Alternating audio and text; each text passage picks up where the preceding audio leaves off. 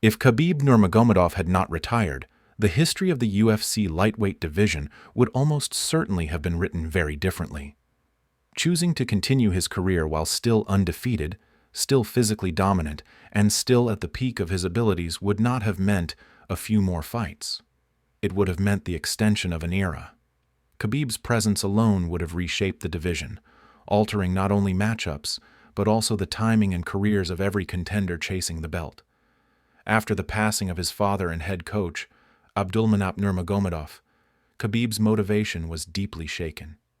Yet in a reality where he did not retire, fighting would take on a new meaning for him. Every walk to the cage would become a way of honoring his father's teachings. Discipline, patience, control, and responsibility. For Khabib, winning would no longer be the ultimate goal. Preserving and proving the system his father built would be. That mindset would keep him separated from the rest of the division. The lightweight division would remain locked under a single ruler. Fighters would not simply train to beat Khabib, they would train to survive him. Everyone knew the pattern: pressure, takedown, control, exhaustion. And yet no one could truly stop it. Khabib's greatest strength was not just his wrestling, but his ability to read opponents early, understand their limits, and slowly remove their options until resistance disappeared.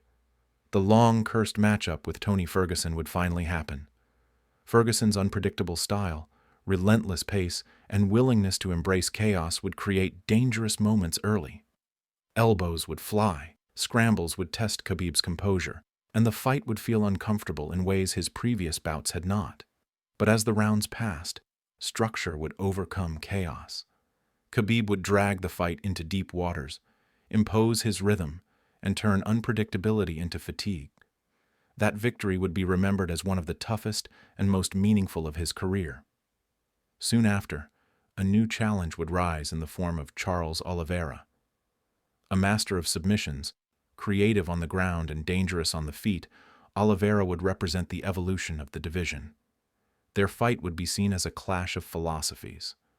Oliveira's fluid, opportunistic grappling against Khabib's suffocating positional control. The bout would be tense, technical, and exhausting. In the end, Khabib's patience and positional dominance would once again prove decisive, reinforcing the idea that control could neutralize even the most dangerous creativity. Khabib's continued reign would also slow the rise of the next generation. Islam Makhachev, his closest teammate, would not rush toward the title. Instead, he would grow under Khabib's shadow, refining his skills and waiting for the right moment. The lightweight belt would stop being a revolving prize and become something distant, almost unreachable, guarded by a champion who refused to fade. As time passed, Khabib would speak less and fight less often, choosing quality over quantity.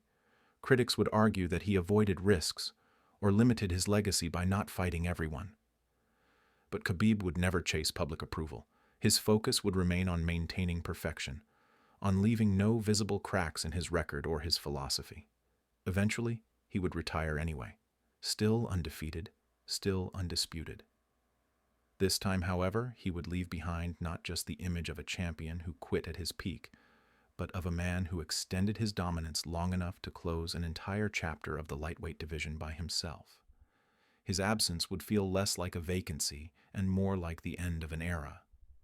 That is why the question, what if Khabib had not retired, leads to a simple conclusion.